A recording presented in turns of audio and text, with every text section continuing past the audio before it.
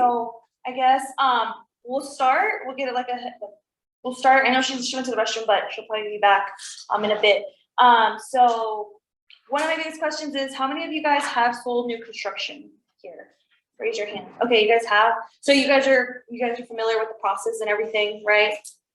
Like, yeah, sign them up. I wrote the name down. Yeah. And then let the rep do everything. Yeah. Okay. What's the proper steps? I don't know if there is a proper step.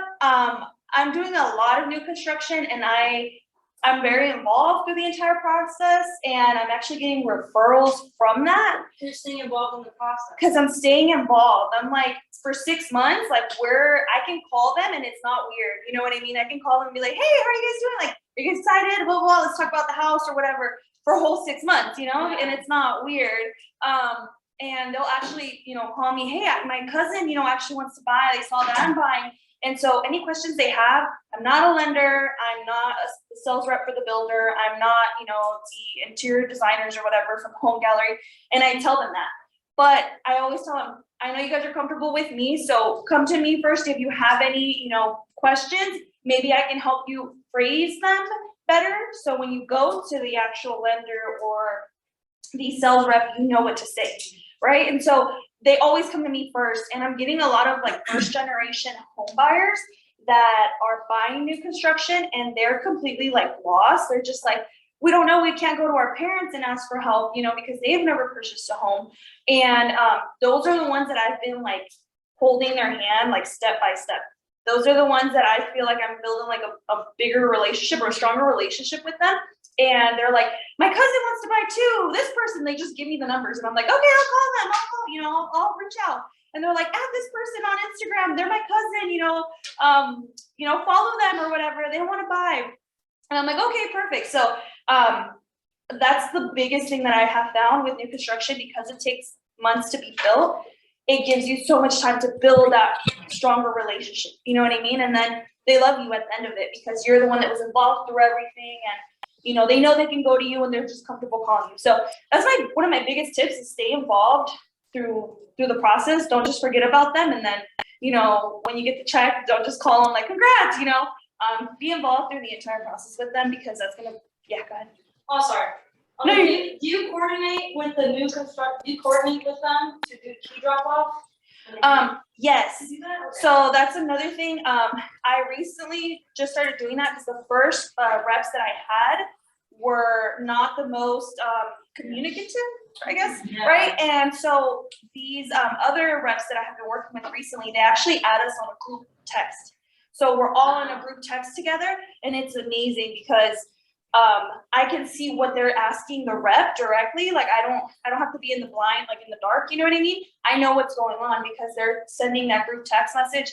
Hey, Victoria, you guys met Victoria last time we went to the new build. Yeah. Hey, Victoria, we had a couple of questions. We noticed there was this missing in our house, and then Victoria will respond. And then I'm in the middle of, oh, thank you so much, Victoria. So make sure you're building a relationship with the builders and the builder reps, because that's huge. When they have something falling out of escrow, you want them to call you. You want them to think of you. I have gotten my clients bumped up on the list when the lists were crazy. A couple months ago, when they had really long wait lists, I had my clients bumped up because I had a relationship with one of the reps. And she just called me. She was like, hey, Claudia, your clients, if we wait until they get called on the list, they were like down here.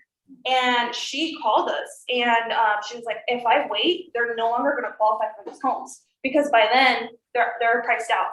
And I don't know if it's going to take another, 2 months to call them. And I was like, okay, perfect. They want it, So that's why I say be nice to them when you show up to the office, to the models. Be nice to them and let them know if it's your first time. Let them know, hey, it's my first time. I have clients that are interested in some of these new developments. Can you give me the breakdown? And then they're usually really nice. During COVID, they weren't the nicest, because I think they were just so busy that they weren't the nicest. They wouldn't return calls. They wouldn't really help out a whole lot.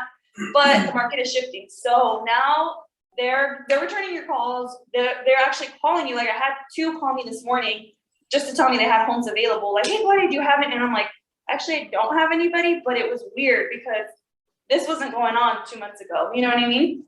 So that's the biggest thing, and build your relationship with those reps. We do the group text chat, and then I also will coordinate with them to go pick up the keys. And for the walkthroughs, so I guess we'll talk about the steps. So once you have a pre-approved buyer, or when you have your new construction buyers, did you get them pre-approved outside or through the builder's lender? Outside, actually. Outside, right? Okay, so that's what I've been doing, because I don't wanna show a home unless I know they can qualify for it, right? So I get them approved with my lender, and then I take them shopping to the new construction homes. If I know that they are like dead set on Richmond American has amazing incentives right now, like 18K towards closing costs. And they're giving them, they're paying for a half of the rate lock. So they're allowed to lock in their rate for 225 days. And that's a big deal because we don't know where rates are gonna be 200 days, right? So they're getting a lot of incentives. And the sucky thing about that is typically our lenders, the outside lenders, can't compete with that, right? Because they're like, well, I can't give them 18K. I can't, give them a cheaper rate lock. I can't, do all of these things that the builders are doing. So what I've been doing is if I know my client is interested in Richmond, I'll have them get pre-approved through the Richmond lender. That way I'm not wasting my lender's time because I know they're not gonna go with my lender. And that's mainly only for Richmond. If I know they're interested in KB, Deer Horn, all those other guys, my lender can still compete because they're not giving as much as Richmond. So that's a quick little tip. Most of the time though, you wanna have your people get pre-approved through your lender first and with a 1.8 tax rate. So taxes are a lot higher for new construction. A lot higher. And yeah, taxes. And you're always gonna have the 1.8 to maybe even like 2.0 tax rate. And you're gonna have solar that is mandatory now after 2020, and that can be anywhere from depending on the square feet of the home, it can be anywhere from 175 to maybe $155 a month for solar.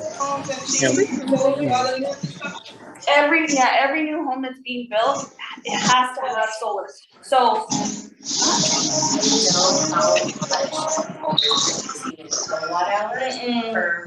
I don't know any of that stuff.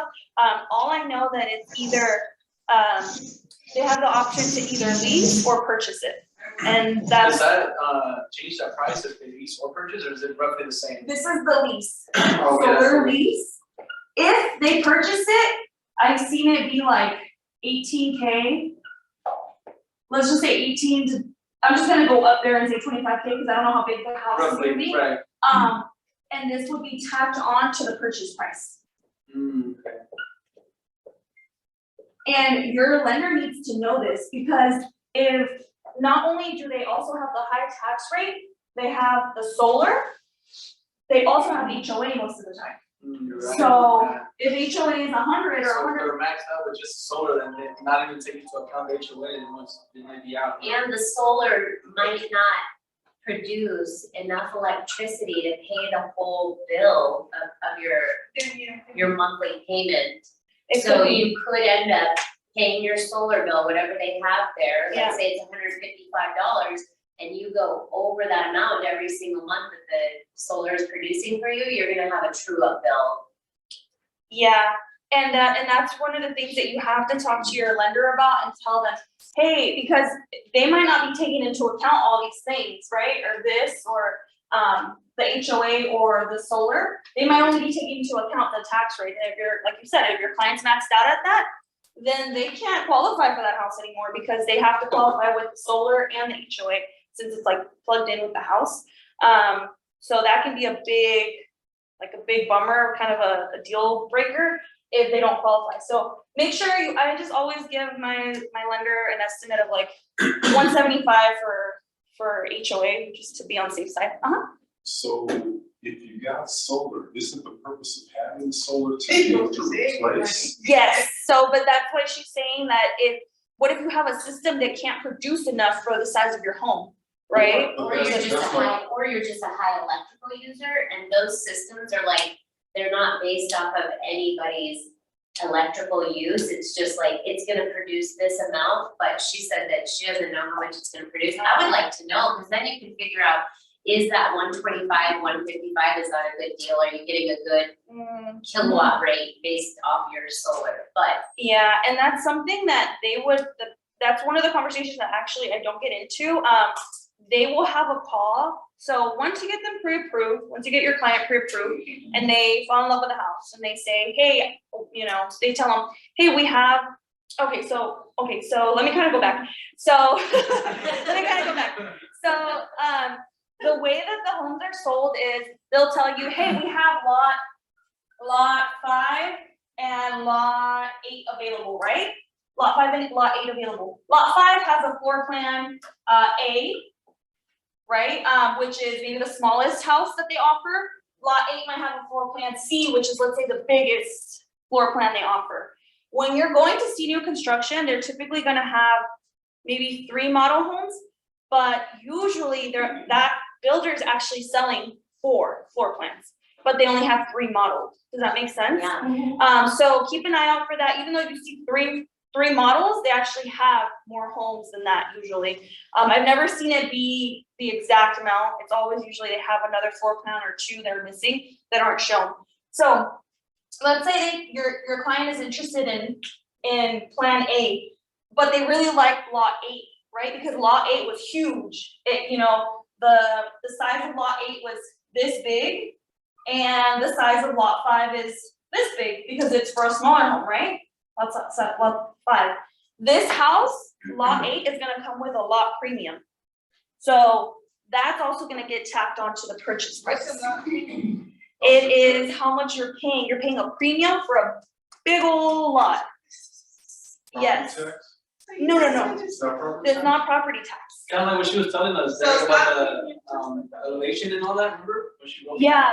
So Yeah. let's say But, well, house A, let's say house A is starting at 600K, right? But you can either get house A, the floor plan A on lot 5 or lot 8. On lot 5, it might be 600K for that house still, but on lot 8, you might be paying 620, 630. Does that make sense? just based on the lot size. Because of the lots. So you have to tell your clients, you can't give, in new construction, you can never give them a final price. Because you don't know what lot size the house is gonna be, you don't know how crazy they're gonna go in the home gallery, and with upgrades. And so that's why you can't really give them a final price. Does that make sense? So let's say they tell you, okay, well, I have lot 5 or lot 8 available. This one is 600, this one is 650. Well, 650 is way too out of my buyer's range, right? But then they also tell you the elevation, which is the exterior of the home, is elevation A, which usually comes at no cost or a very small cost. Then you have elevation B, which elevation just means the exterior, what the style of the outside of the home is gonna look like.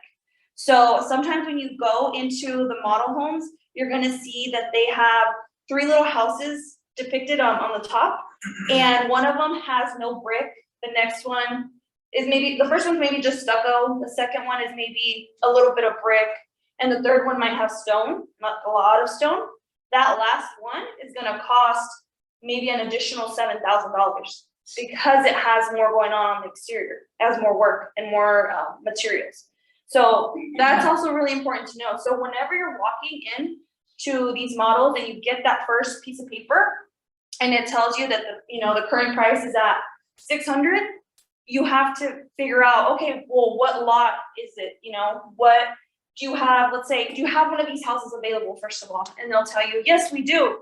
Okay, perfect. Can you show us the lot size? They can print out the lot size or the lot, not the survey. I can't remember what it's called. The what? The plan? background. The The layout. diagram, yeah, the layout, and you can kind of get an idea how many feet your client is gonna get for a backyard. And on there, it'll have all the little drawings and it'll show the houses here. And then they're gonna get like 20 something feet to the back and they're gonna get, 10 feet on the side or whatever. And then your client can really figure out if this is a house that they will really want, If they're telling you they really want a big backyard and a lot of space in the back, they're gonna want this house. If they're telling you, they don't need that much space, they might be okay with this house that only has 12 feet as a backyard, right? Does that kind of make sense? But that's also why they're gonna be paying a premium over here, because of all the backyard space that they're getting and all the land they're getting. And then of course the elevation, whatever the outside of the house is gonna look like, that's gonna tack on some more money to the final price that they're gonna be paying. So any questions on that part? It kind of makes sense that you have to pay more on the lot because you get more property More taxes. You have to just buy a house that's already built, you can spend more money on it. Yeah, so sometimes for some people it's worth it. I get a lot of people that are interested in new construction because they come with warranties.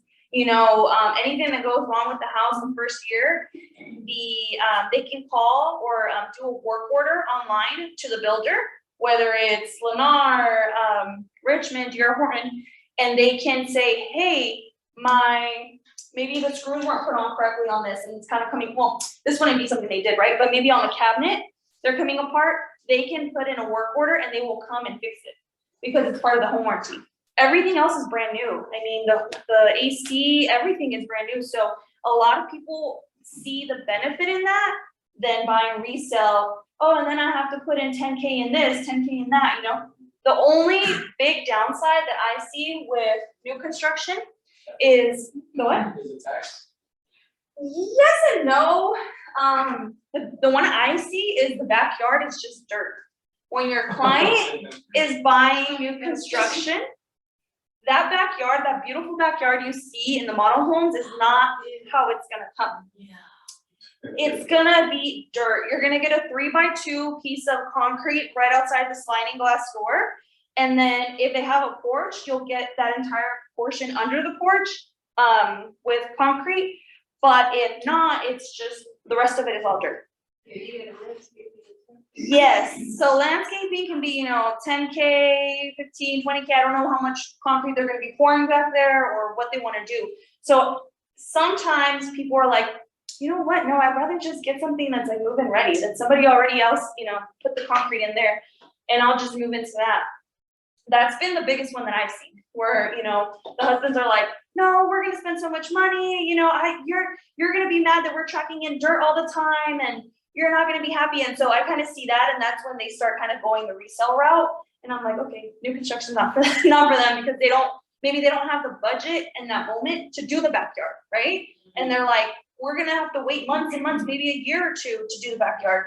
So then that would be a big downfall for new construction if they're not willing to do the backyard soon. Once your client is interested in a lot, make sure you also ask if the backyard has any slopes. Last thing you want is for your client to go under contract and find out that like half of their backyard is not usable because it's sloped. It has a huge slope. Does that make sense? So you want to make sure you ask, okay, is it sloped? Are they going to have any neighbors? That's a big, go ahead. Sorry. Jacqueline said, and usually they have a time frame they have to do the backyard. Yes. So usually you have a year to submit your plans to the HOA. Doesn't mean that the backyard has to be like done, but you have a year to get those plans submitted to the HOA. And then you also have to, one of the biggest things that I tell people is for the plans for the backyard, make sure you draw out your dream backyard. That way you're only paying that fee once instead of, we're gonna put concrete in this portion and then you pay the fee. And then you're like, oh, you know what, we wanna add something else to our backyard, and then you pay another fee. Just you draw it out the way you would, if you had the budget for it, the way you would deck it all out and pay the fee once. Because you're gonna save a couple $100. Because every time. For the drawings. For the HOA plans, for your backyard.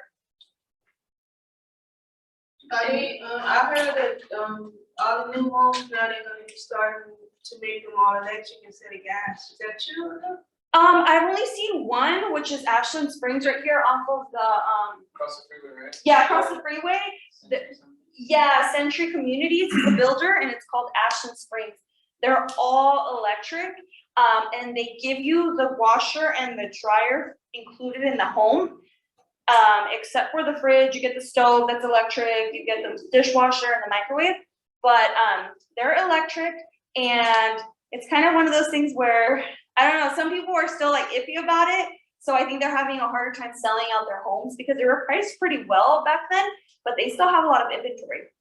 And I think it's because of that, because they do give you like a backup battery, but I think it's kind of one of those things that people are really worried about. So they still have a lot of inventory and I haven't seen their communities sell out like I've seen others. But that's the only one I know, that's all electric. All the other ones that I've been to are gas. And then there are options to upgrade your dryer if you want it to be electric, you could do that too. But most of the time, people just take the gas hookups that come with it, and they don't upgrade it. Any other questions? Another question on the taxes, are you finding out that the tax rate is for the life of the property, or is there like a bond for 20, 30 years? So I used to be told that there was bonds and they were like 18 to 20-year bonds. But a lot of the reps that I've been talking to now, they're like, no, that's never gonna go away. So I don't know, I haven't really researched into it. I just tell people this is the tax rate because I get conflicting stories, you know, some of the reps are like, no, this is forever. And I've heard others say, well, you know, it's a tax bond and blah, blah, blah. And that's what I thought. I thought it was an 18, 20-year situation. So I don't know, have you heard of anything? I've heard the same as you before, it was like a bond where they would tell you it will go away 20, 30 years from now. Yeah, But now, the ones that I visited, they say basically it stays with the property, so that's. Yeah. it can be, yeah, because sometimes, I mean, they could buy a house that does have a bond and just wait out another 8 years and then it goes away and then their taxes are way lower. So, I mean, yeah, I don't know. Go ahead. So 2 questions. Mhm. The one about the landscaping, if it comes blank and bare, can you negotiate that into the price? No, so it's always gonna come bare. It's not really a negotiating point, but we are in a shifting market, so I think, well, actually, no, I've already seen it, where builders, if they have a house that has not sold, they're like, we're accepting offers. Just offer something, you know what I mean? They just want their inventory to sell, because also all the homes that they sell in May, June, that they get a contract for and are gonna be done, you know, being built in December, that they have really great incentives in the months of May and June, because that counts for their quota, because they're huge companies, right? So if Richmond is like, hey, for 2022, we need to sell this amount of houses, in May and June, they're knocking it out. They're offering all kinds of stuff because they want people to buy. And those homes are gonna count for their 2020 closings, right? For their 2020 sales.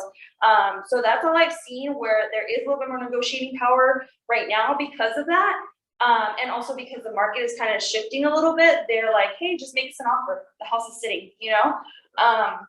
But it's really, the backyard is always gonna come like that. And even if you pay them extra to put concrete back there, they don't do that. It's not an upgrade. Okay, second question is, you're talking about the slope, right? Yes. Backyard. So my vision on this slope isn't gonna slope right there to your slider, and you get a mudslide. No. You're not talking that. No, it's always, they have an engineer or somebody who always makes sure that if you do have a huge slope, they do it so that if it's raining or whatever, you're not gonna have it all going into the home. They're gonna grade it away. from Yeah. the water. Yeah, you usually have to have some type of clearance before you hit the slope. So you'll have a little bit of a flat surface, a good chunk of it, and then it'll go into the slope. But the way they do it, you wouldn't really have an issue with that. Okay.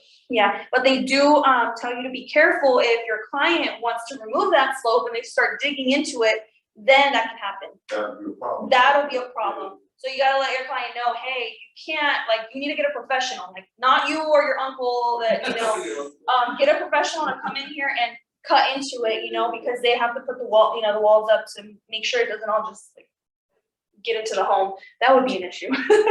So, okay, so let's say you took your client already out to go look at homes, they fell in love with it, you gave them all the information. You wanna make sure you give your client all the information possible. What does the lot look like? Can we see, the diagram? Is that what it's called, diagram? Yeah, can we see it? We wanna, take a look at how big the backyard's gonna be. That helps your clients out so much more, because when I used to take clients out and I didn't know what I was really doing, my clients were like, how are we, I know it's not gonna come like this, but what is it gonna look like? Because it's really hard to imagine. When you walk into a model home, it has $100K to $150K worth of upgrades. That's not how your client's gonna get the house. So you need to know what is an upgrade when you walk in there, because sometimes clients are like, I love how big these doorways are and I love how grand the house feels. Well, yeah, that's because it's an upgraded ceiling of a 9-foot ceiling, and the doorways are upgraded to 8-foot doors. So that's something you need to know. Standard doors are 6 foot 8 inches for standard doors, and if you upgrade, they get the 8-foot doors. Not all builders are gonna offer this, but most of them I've seen do. There's only a couple that don't, like Meritage and a couple of builders but you can ask. And if you see, like, for example, that should be a 9-foot door right there. And then see how that closet is see how that closet is like way shorter than that door? That closet is a 6'8" type of entryway, and that one's a 8-foot door. So it makes a huge difference in a house when you're going in there and you're like, whoa, what happened? Like when they go into the homes, everything is wow, because they've gone all out with the upgrades. So how will you know? I mean, do they have all of that, like, all this stuff has been an upgrade? They have it like this. models? Oh, you have it? Yeah. Like Yeah. these, I have like a breakdown of all like the upgrades that they offer Oh. for that certain one. Sometimes they have, sometimes they don't, though. Sometimes they I don't. was gonna say, I have a bunch of packets from different. Yeah.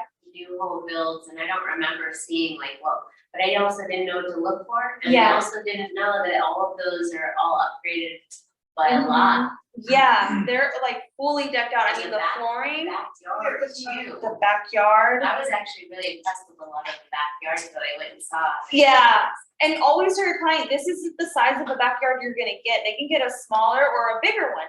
So you don't know until you have to make sure that what they're focusing on is the layout.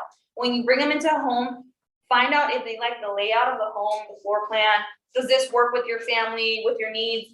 And if they fall in love with that, then you can figure out what backyard makes sense for them, what price, maybe they really want this, but it's way out of budget. They need to stick to this, and they can still deal with this small backyard. They don't need a huge backyard. And that'll just make it way easier for them to make a decision and pull the trigger and like go forward with it.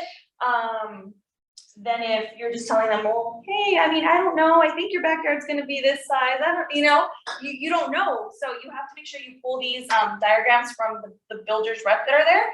And once you start asking those kind of questions, the reps will know that you're serious, that you know what you're doing.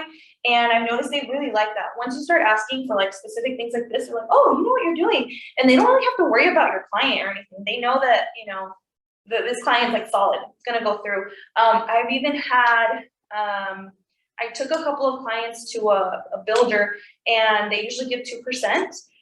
On my third one, I got 3%. And I think it was I don't know if it was a mistake or she did it like she liked me or what happened. I didn't say anything, but yeah, I didn't bring it up. But then I had another client and another one, and I got a 2 because I was like, maybe it's because I sold, a good amount in this community. But I took it to the other one, and I got a 2, and I was like, I feel like she like hooked me up, So I'm like, okay, thank you, But yeah, if you know your stuff, you're going in there, and they're always seeing you bringing them business and stuff like that. It's really good. They'll really go out of their way to help you out and your clients, and they'll treat your clients great too, because you want your clients to have a good experience. Buy new construction, you want them to feel comfortable with the whole experience. Okay, so they fall in love with lot 8. They find out that their purchase price with this is going to be $650. They have to deposit their check. They have to bring their deposit in within a couple of days. Usually, I mean, For us, with resale, it's what, 3 days, right? That you have to bring in your EMD. I've never really had a timeline. I've had builders even wait like a whole week, like a whole 5 days for the check.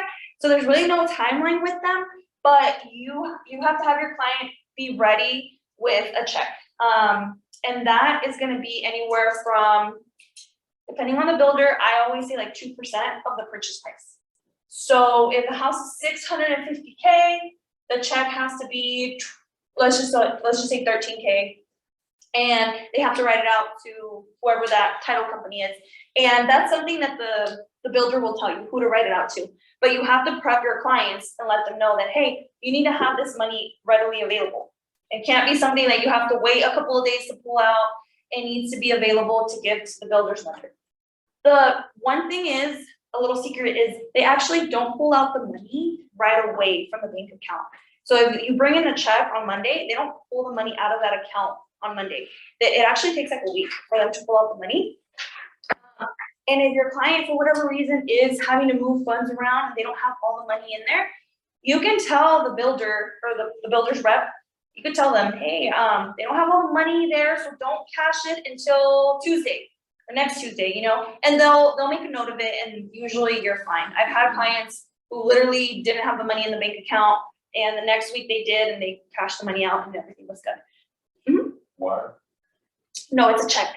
Gotta be check. Yeah, it has to be a check. Some builders will do a wire where you can slide your card. Not slide it, but they'll input the info from your card, and then that's good enough. But most of them ask for a check, a personal check, cashier's check, but double check. Always double check with them and see what they would prefer. And then once you give them your check, your client will have to choose their structural options. So those are the two biggest upgrades that they can choose. They can either go with, in the beginning, they're gonna have the option to do structural options, which is step 1, let's say. And then they'll later on do the structural options, and then which are upgrades. And then number 2 is the inside ones, the design center ones. So these are the upgrades. 9-foot doors, that'd be under structural. Yes.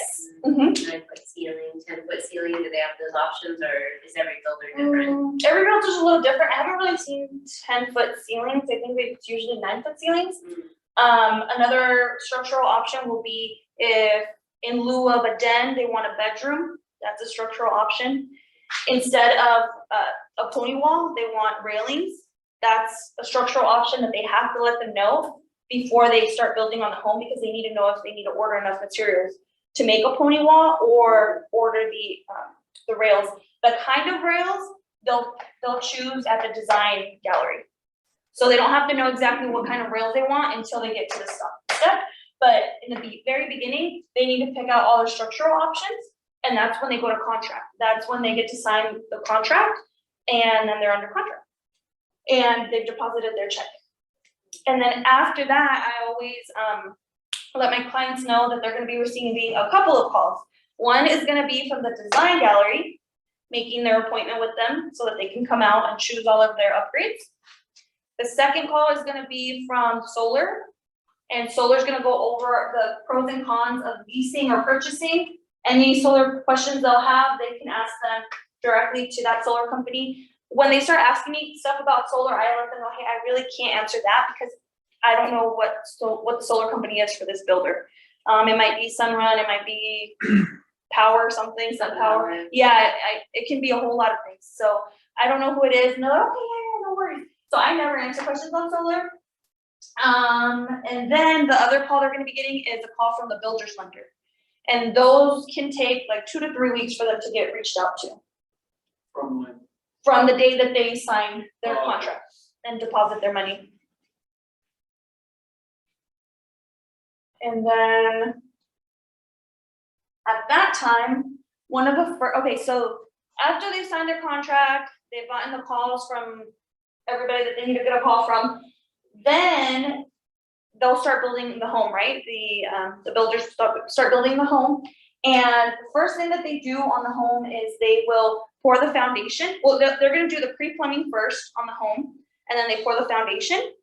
And certain builders will actually invite you, once the foundation has been poured, they'll invite you to just walk you through. I mean, it's like a 10-minute appointment and it's not very necessary.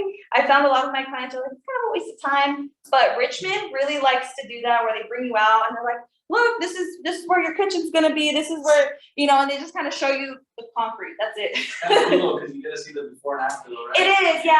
Some of my clients, like, if they're really not too busy, you know, then they're cool with it. They're like, oh, this is fun. But then sometimes if they're driving from out of somewhere, they're like, yeah, I shouldn't have come. I'm like, I told you it was gonna be like a 10-minute appointment. And they're like, oh, yeah, but it was, you know, they're like happy to see it anyway. So, that's the first step, the foundation.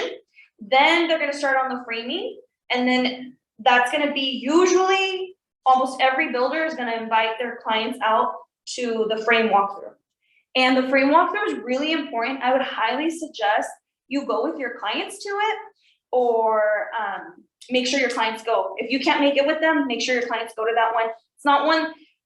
It's not a make or break, but it's good for them to go to see what's going on with their home, and they get to explain to them, you know, what walls they should be drilling through, you know what I mean? What walls are reinforced for their TV and little things like that.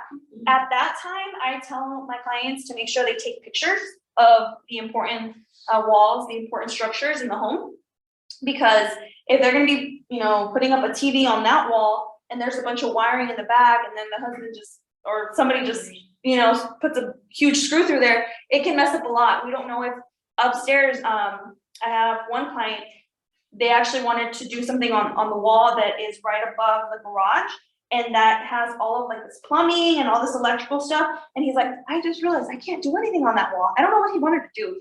He does like music and what is it called? Graphic design and stuff like that. So I think he's gonna put a lot of screens up there. And he's like, I'm realizing it's actually gonna be a pain to like do a lot of stuff on this. He was gonna cut stuff out, and I'm like, okay, you can't really do that because there's a lot going on that wall. So it's really good for them to come out and take a look at the house. And I just started giving them all Sharpies so that they can write on the inside of the wall. You know what I mean? Like on the sticks of the frame. And they really like it. They're like, oh my gosh, yeah, I'm gonna, you know, put our names on here. And they just start like maybe Bible verses or whatever they want to put in there. And what else happens at that frame walkthrough? The frame walkthrough is like a 30-minute appointment, and they'll meet there with the superintendent or construction manager is what they call it now. And that's a really good time for them to ask all their questions to the construction manager, and also make sure that all of the things that they paid for upgrades are actually being put into the home. I had a client who paid for a lot of electrical outlets. They weren't there when we went. And so they had to call the electrical guys, you know, the electricity crew back in to come in and put them in. You want to make sure that you have a copy of whatever they chose for their upgrade, so you can also double check for them. I actually had one of my first new construction clients, they chose a bedroom downstairs with it has like a walk-in closet, and it has its own private bathroom. I think I told you this. Did I tell you this? And when we went to the frame walkthrough, it just looked weird. Even when we went to the foundation appointment that we had the first time, things just didn't feel right. And then I noticed they had 2 big walk-in closets. They never did the pre-plumbing for that bathroom, that private bathroom downstairs. So nobody caught it. The construction manager didn't catch it until we went that time. We're like, something feels off. And my client was out of state too, and he had driven over, and he didn't catch it that day. It was just this whole thing. And then later on, we figured it out when we were like looking through the pictures. I'm like, something fell off. And he's like, right. He's like, isn't that supposed to be my bathroom? Like, you know, downstairs. And we were like, oh my gosh. So they had to get rid of all that concrete in that closet, that extra closet, and make it into the bathroom. So it was a whole thing. But I mean, they got to it, and it was good that they still got to it before drywall was up and the flooring was up. But I mean, it was kind of it was one of those things. So always tell your clients, these homes are not picture perfect. They're not going to be 100% perfect. They're man-made. So you're going to find mistakes, and just keep an eye out for that. And if you do find mistakes, they're going to take care of it. It's not going to make the world end or anything like that. Once you have the frame walkthrough, you're gonna have the final walkthrough, which is not the final walkthrough, the blue tape walkthrough, which is where your client gets to go in there and it's either gonna be like a construction manager or somebody else that's gonna walk around with them, and they're gonna tell them how to work their home, basically. They're gonna show them where the water valves are outside in case of emergencies. They're gonna tell them how to shut down the water off inside the home. They're gonna show them, in case something happens with the sprinklers, this is the valve you need to turn off in order to shut down the sprinklers in your home. This is, they kind of talk to them about all the little things going on in their home. And that's why I really like new construction, because with resale, nobody breaks that down to you, like you just buy a house and then it's like, here are your keys and okay, this is my house. But with new construction, you have somebody walking you through it and telling you, hey, this is how you use your house, basically. And at that walkthrough, your client will have blue tape that they can go around putting all over the imperfections in the home. So if, let's say, on this wall, there's like paint splatters and smudges, you can put blue tape on them and they'll make sure to clean those up. If there's paint on the carpet, put blue tape on it, they'll take care of it. It's all those little imperfections. If there's something missing, put blue tape on it, and your construction manager will write out what needs to be fixed.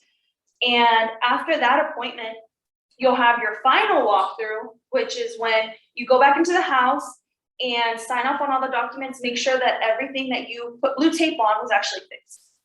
And after that, you just wait for the house to close, really, and then you can coordinate to pick up your keys. And then you can have your party with your clients and do photos and all that kind of stuff. You guys have any questions? You get paid at the final walkthrough. You get paid once it closes. Well, would that be, keys when they record, like? Yes. Resale? Yeah, once it records, once it closes and they say, hey, title has recorded, that is when your check will get cut. And then it takes maybe like a day or two to get here.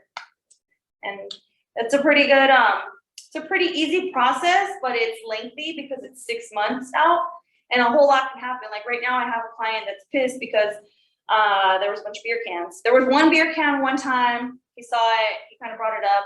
And then the second time around, he complained again. Well, not complained, he just, told the reps what was going on, that, hey, we actually found 3 more beer cans in our home. And they're kind of pissed, and I'm like, it's one of those things where you have to navigate through all those emotions during those 6 months. So it can get a little like stressful because you're with them for 6 months. But I try to tell myself, okay, I'm gonna get so many referrals from this because I'm with them for 6 months. I'm building that relationship. So that's the biggest thing that I would recommend. I tell them, bring your family. I always tell them, bring your family to see the home next time we go to it. And they will bring family, and it gives me an opportunity to meet their family and get more referrals. So I'm always like, yeah, bring them. They're like, are you sure we can bring my dad and his girlfriend? I'm like, yeah, bring them. And then I talk to them, and we end up exchanging like information and stuff like that. So it's good. Let's see, what else am I missing? At the blue tape walkthrough, I do print out a sheet that I give to my clients, and it tells them what to look out for on that walkthrough. So I'm telling them to check all the granite or marble, whatever they got on their countertops. I tell them to check. You want to make sure there are no chips or anything like that on that. You want to make sure that the windows are all clean, that all the windows open and close. You want to turn on all the water, all the hot water, make sure it all works. What else do you want to do? Outlets, I tell them to just check all the outlets, and usually you'll have one or the other going there on each outlet, making sure they're all working, because that's your time to make sure that your house is working. Another big thing that I do is I actually pay for a home inspection for my clients. I do that kind of to like stand out because I know no other agents are really doing that. And I've had clients that if I didn't do that, I knew they weren't going to work with me because their cousin had already bought new construction and without an agent. And I had tried to explain to them what the benefit is of buying new construction with an agent, because you have somebody on their side, it comes at no cost, blah, blah, blah. And then they were kind of like, I could tell I was like losing them. And I was like, and I also offer, I give all of my clients a home inspection by a licensed professional. If you have one you would like to use, we can use them, or we can use one that I recommend. And they're like, really? oh, dang, for real, like, oh, my other cousin never got that, and now he's complaining about his house because it, this and that happened to the house, and he didn't catch it. But if he had a home inspection, maybe they would have caught it. And I'm like, exactly, like, that's why I do it. I want to make sure I'm protecting my clients. And they're like, oh, okay. It is a little pricey, but I mean, on an 18K check, I spent like $600. So for me, it's worth it. You know what I mean? Because I'm like, it was 18K, $600. You know what I mean? It's like, I could do it, It's worth it, huh? It was worth it for me. Yeah. Go ahead. So when do you send in the home inspector? Like, Okay. for the final walkthrough or? So the home inspection cannot happen until everything is working in the home. So that might be that you might be able to do the home inspection at the final walkthrough. Some of the reps are a little funky. They'll tell you that, you can't really have a home inspector going in before the house closes and it has to be on their time. And they'll give you a whole runaround. Sometimes I just do it after they close.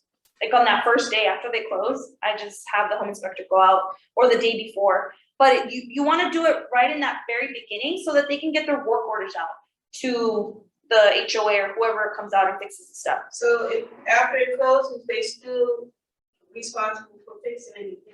Yes, because Yeah, of the the home warranty, warranty. yeah. The home warranty.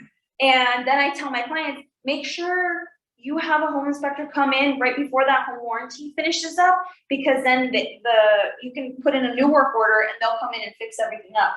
And they're like, oh, perfect, yeah, we'll do that.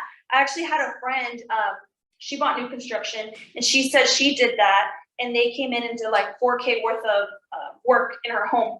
It was little things, like the gutter was hanging off, there was something going on. It was a lot of little outside things, but if she would have paid for somebody to do that, it's $200 here, $300 there, you know what I mean? And all she did was spend $400 on the home inspector, and it was like 4K worth of work that they did on her house. So it's worth it. And that's why I tell them, that's why I do a free one for you guys in the beginning, so you guys can do the one right before your 1 year ends. And they're like, oh, perfect. So that's like my biggest secret. I offer that especially for my out-of-state clients, because when you're out of state, you can't just walk into the home and check it out every single week, right? I have clients that are going there every single week or every other day, checking out their home. If you're out of town or out of state, you can't do that. So them knowing that they're gonna get a home inspection, just like, whew, you know what I mean? Peace of mind. Peace of mind. They're just like, oh yeah, Claudia, like, oh, I'm so happy that you got us that home inspection. We didn't have to worry about anything. I'm so glad because he caught this, he caught that. They're always gonna catch something. Whether it's broken tile, because the guys up there installing the solar broke some tile, whether it's something going on with the AC, some electrical issue or anything like that, they're gonna catch it usually. What else do I do for new construction? Iris wanted to know if you could share a copy of the printout you give them during the blue table. Oh, yes, yeah, it just has it has it separated by bedroom, so I'll put in there, things to look out for during your new construction walkthrough, and then bedroom, carpet, doors. Oh, make sure that the doors, it's called the miter, where the trim meets, make sure it's like it looks seamless. Sometimes you'll have like big gaps, or you just have, it just looks weird. Make sure it's, like filled in nicely. It's little things like that later on your clients are gonna catch, and it's gonna annoy them. So if you can catch it on the walkthrough, it's like, oh my God, Claudia, you caught it, you know what I mean? And you're like, yeah, I know, but it was on the list. So I have things like that on the trim to look out on for the trim. Make sure that the doors open and close correctly. Carpet is good. The closet doors open and close correctly. Windows open and close correctly. Outlets work.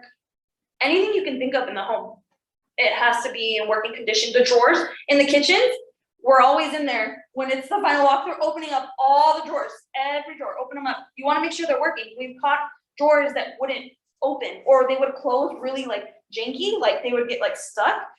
So then they fixed it, but if we didn't, they would have moved into the home, and then they would be like, oh, this doesn't work, and this, and they have all their boxes in the house, and it's just a whole. So if you can catch it at the walkthrough, even better. Counters are the biggest thing. You want to make sure there's no chips, because that's not an easy fix. They're gonna have to bring in a new slab or something, if there's like chips on the counter. I haven't had that happen to me, but one of the construction managers was sharing with me that was something that happened to a previous client, and it was a huge headache. It delayed the closing because they didn't have the counter. And that's why I added it to my list, because he told me that. I was like, oh, I add that to my list too.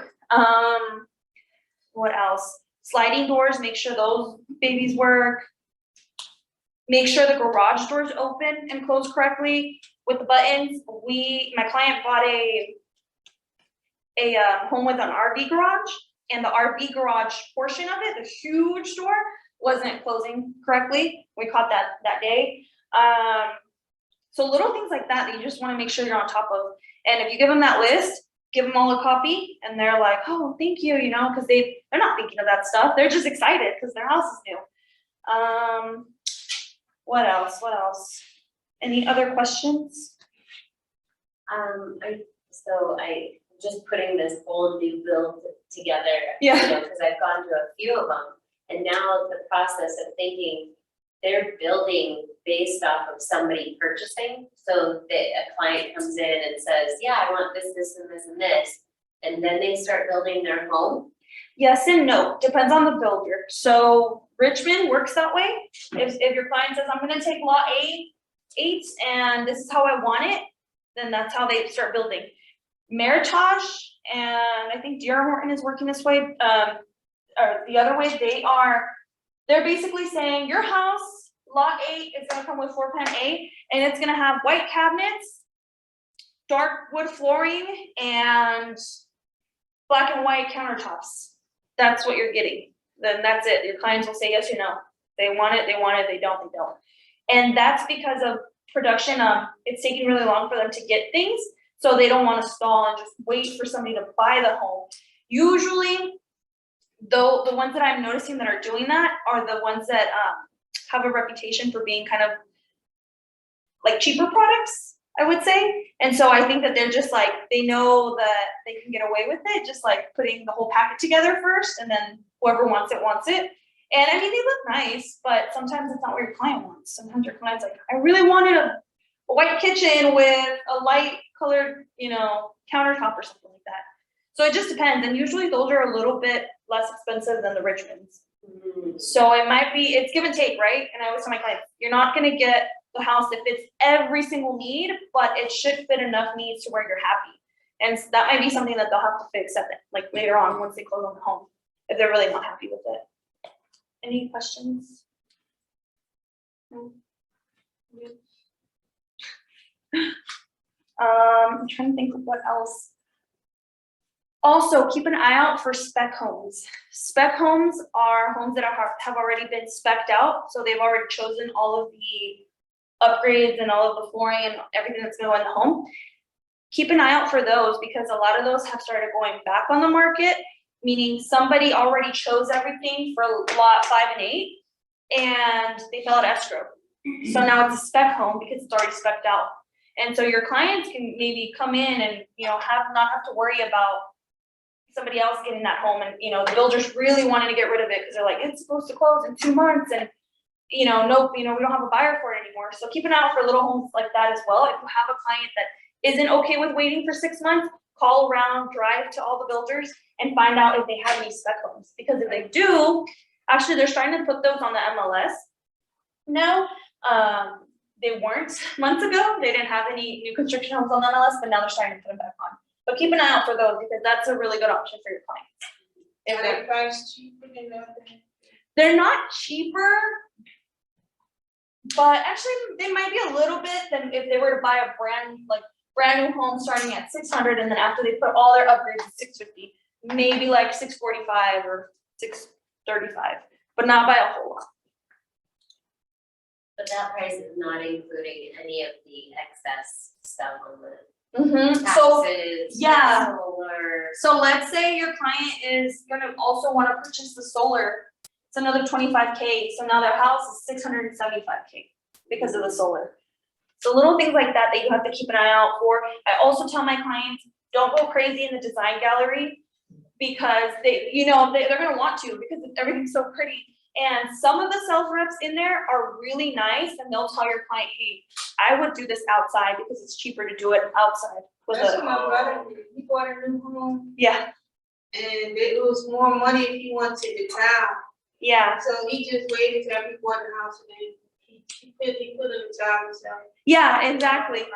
Yeah, I recommend people do that. I recommend they just do a lot of the stuff outside, except if it's structural, like the rails, porches, doors, the frames, anything like that, that's structural, I just say go with the builder.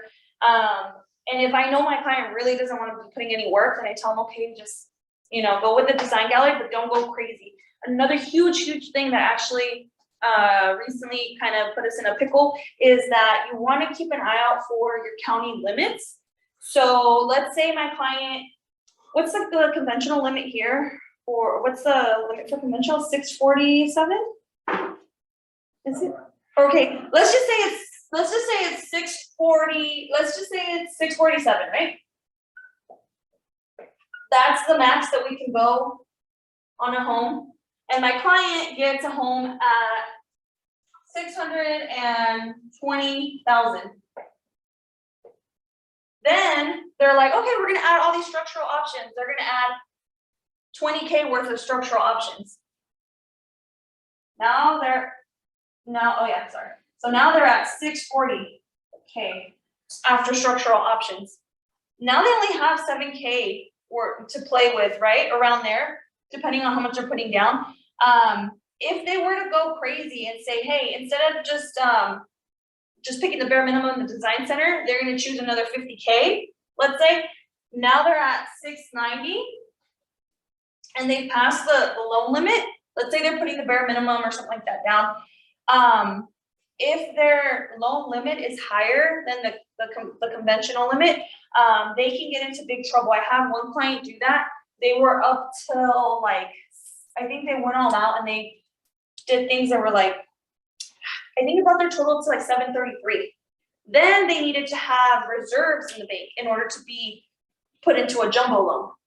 So once you get out of the conventional loan limits, you're considered a jumbo loan. And they needed to have 6 months of reserves or 9 months of reserves. And that was an additional 45K they needed to have in the bank, which they didn't have. And if they didn't have that, then they're not closing. You know what I mean? And they did say, it can be anybody that will let you borrow the money just to show that it's in your account. You can give it back. We're not going to use the money for anything. But I mean, how many of us really know somebody that has 45K? But the hassle and you know what I mean? And all because they went all out, and I have warned them. But I don't know, they just went all out and they were like, well, we can't really take these apart because we really want this, we really want that. And I was like, yeah, but you don't have the 45K extra in the bank. So it was kind of one of those things and they actually ended up backing out. Oh, which actually, okay, before we're done, I wanted to talk about a client backing out. So your client, anything can happen in those 6 months, right? So let's say for some reason your client lost their job, health issues, anything that could affect them getting the loan, your client can back out and get their deposit back. Remember in the beginning, they gave a deposit that was 15K or whatever, I don't know how much it was, 13K. That's a lot of money for them to just lose if they back out, but they can back out if it's a financial reason. Don't go telling the rep that they're backing out just because they got cold feet and they don't want the house anymore. So we just say it's because it's work. Financial. Oh, It's always a financial reason that they're okay. backing out. They give you guys much time within those 6 months, or how does that work? So if your clients went all out in the design center and now it's an 800K home, they might keep a little bit of that money or all that money because who are they going to sell that house to now for 800 when all the houses are selling for 6 and 650? You know what I mean? So if your client didn't go all out, usually it's okay. If they can still sell it, your client will still get the money back. But let them know up front because you don't want your clients to think they can just oh, I want it. Oh, I don't want it. Let them know that money is up in the air and they can lose it. But let them know that, hey, there's ways around it in case you have any financial issues going on. Because that's really important for them to know. And for them to feel comfortable too about giving them 13K or whatever money they're gonna give them. What else? I think that's it, you guys. I think we're good. Any questions? Question, how are you capturing these people that are wanting to buy new homes? Social media. Yeah, social media. I do a lot of home tours. I YouTube. I can't really tell you guys my YouTube because if you guys can find me, then you guys can follow me because it'll mess with my algorithm. So I don't want realtors following me because then it's only gonna get pushed to realtors. And I was having that issue. Yeah, it's a whole thing, girl. It's a whole thing. So if you're starting a YouTube, we could talk about it. But yeah, you can share it with your friends and family to get more people to subscribe to you, but don't share with other realtors, because then the algorithm is gonna show that other realtors are finding you and they're gonna push it to realtors. It's like a weird thing, but. Is that the same for Instagram? I don't really. It's weird how they work. Huh? Yeah. I don't think so, but yeah, it's just for YouTube. It's like a big thing for YouTube. And there's also a YouTube page called YouTube for real estate agents, I think. If you guys are interested in starting a YouTube channel, I go on there all the time and I get so many good ideas. I've been lagging on my YouTube, but it did give me a couple of leads. I have like 3 under contract right now because of YouTube, 3 or 4, I think. What is the channel called? YouTube, it's on Facebook. It's called YouTube for Agents, something for real estate agents. And that lady that has that YouTube, that Facebook group has a book that she wrote for how to do YouTube for agents. Sharon Carr? Yes, that one. Yeah. Karen Carr. Yeah. Yeah, but that's how I'm getting all my people. I'm showing them these new construction homes on social media, and you know, people start asking questions about them. The biggest thing though that I lead with when I get a lead is I'll ask them, oh, okay, you know, we'll talk a little bit about them, and then I'll ask them, well, what kind of payment are you comfortable with? Because if they tell me like a $2,000 payment, they're not getting new construction. That's out of the picture, you know? And I can already tell sometimes people will, another huge thing that you actually need to know before you even get to do any of this is you must go with your clients on their first visit. Oh yeah, that's crucial. Yes, you need to go. I've had clients go without me and then they became my clients and I was still able to secure them, but you don't want to, you know, But play that's with the reason because you have that relationship built with the reps. Exactly. Yeah, that's why they were like, okay. And I was like, yeah, I mean, they came without me and they weren't even my client when they came in. I didn't know them. I just met them, you know? But they told me, hey, we already went there, but we really want to buy. But anyways, they ended up getting a lot and then they didn't want it anymore. And I actually found them something else with a different builder. So it worked out. But anyway, that's the biggest thing that you want to do is make sure your clients go with you on your first visit. So I get a lot of people from social media asking me about these homes and I will not share with them where it is because I don't want them going without me. So I just don't tell them where the home is. I'm like, oh, it's in Menifee. It's in Lake Elsinore. And I don't tell them the exact address. I don't want them going without me. And then you know what I mean? I lose out on that client. What was I gonna say about that? How I get my clients, oh, and then if they've already gone without me, before you start feeling like, oh my gosh, I can't have this client, I'll ask them that question. Okay, what's your budget? Have you guys talked about what you're comfortable paying monthly? And then they tell me 2K, then I don't have to worry. I'm like, oh, they're not gonna get a new construction home. I don't have to worry about them going to any new construction home because that's not the payment, right? But also ask what kind of a down payment they're doing. Because if they just sold their $1 million home and you know what I mean, they have like $400K to play with to put down, then they might get the $2,000 monthly payment.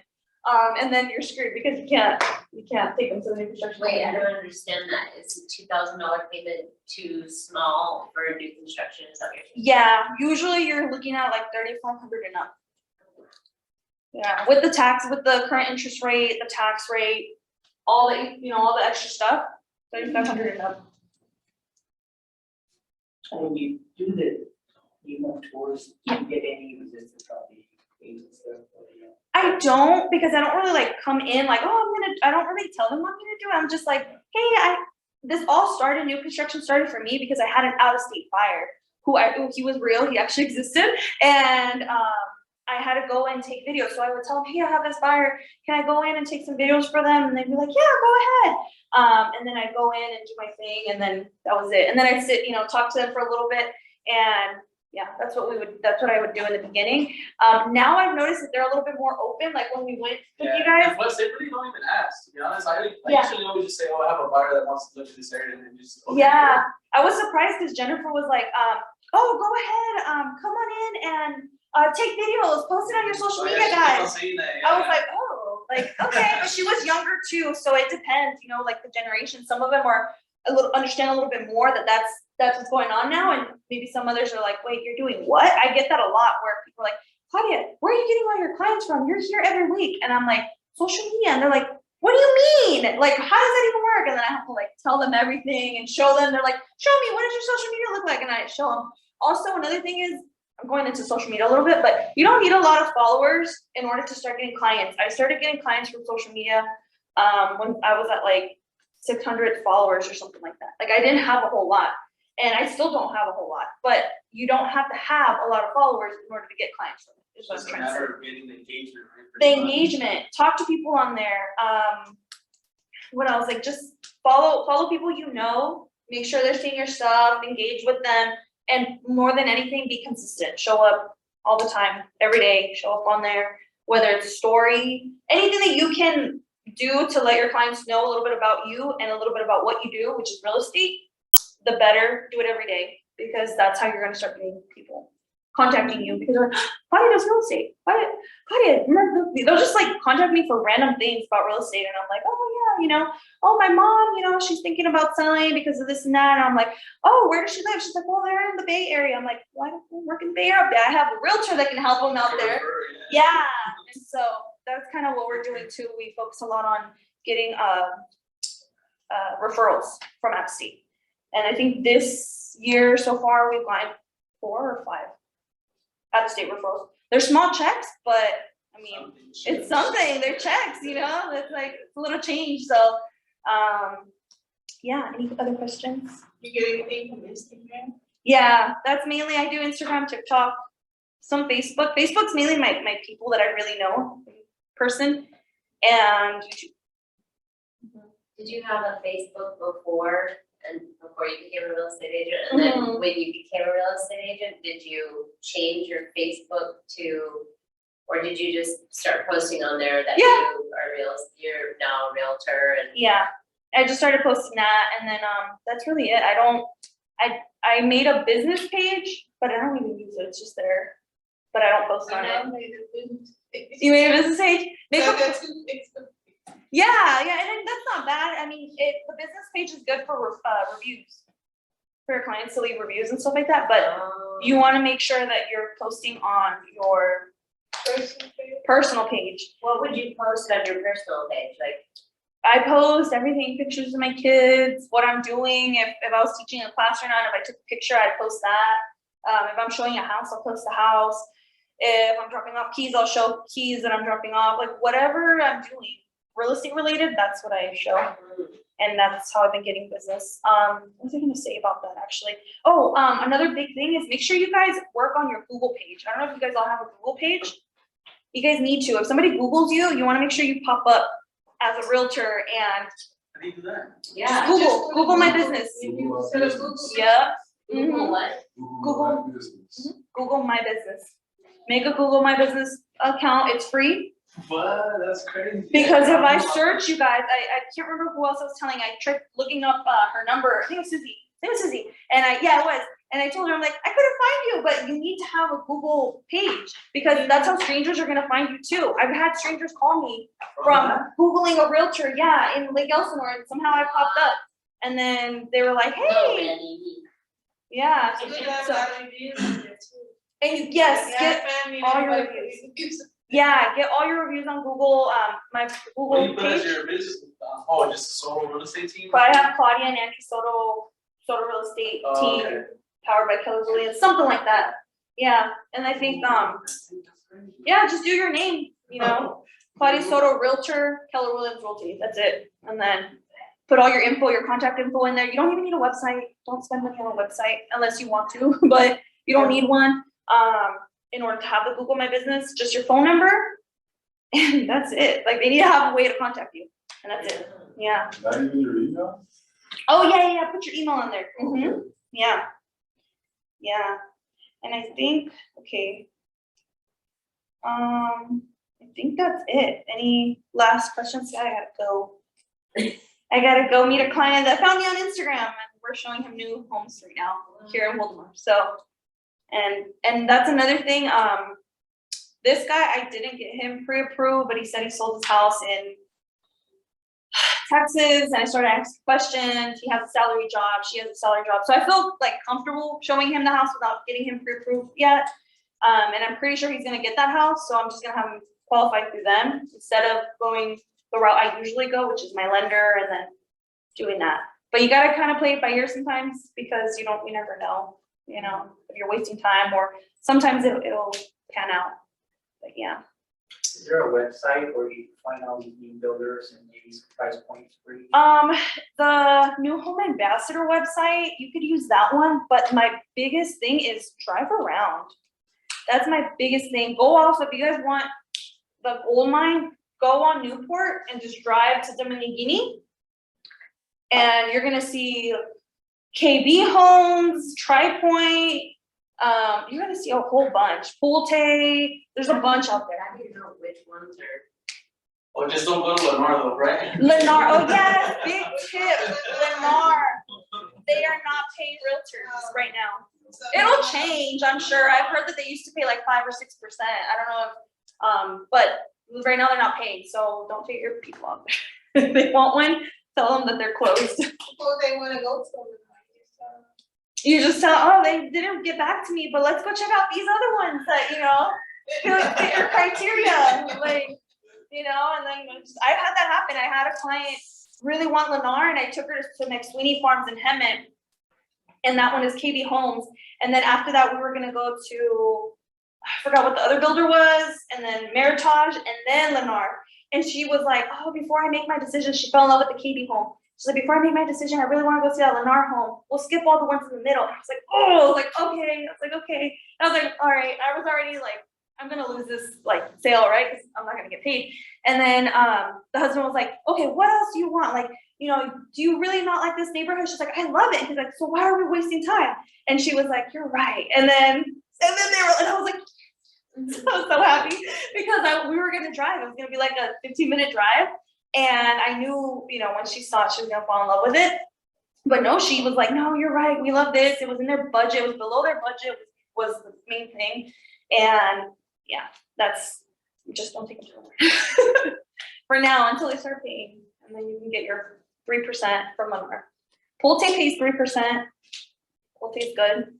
And Richmond pays 2. D.R. Horton started to pay 2. I think Meritage might pay 1.5. I don't even know anymore. And then Tri-Point pays a flat fee. They pay like 8 or 10K for a flat fee. So it's good to know what each one pays, but just drive around and go meet the reps and have them give you like, if now that they have more time on their hands, have them give you a tour of the homes so you can know how to sell the home to your client too, like what things to point out. I did that. Yeah, let them know you're an agent. Yeah, introduce yourself and let them know you're an agent. And hey, like, you know, just wanted, you know, I'm new in the business and I have some clients that said they're interested in new developments. Can you kind of give me the breakdown? And you'll get some agents that are super nice and they're like, yes, like this is, bring me all your clients. And then others that are be like, really, you know, they won't really give you a whole lot of information, but yeah, or something. So just go to all the builders and get the info from all the builders. But yeah. Okay. All right. Thank you guys. Okay. Bye guys. Thank you guys for coming. Thank you.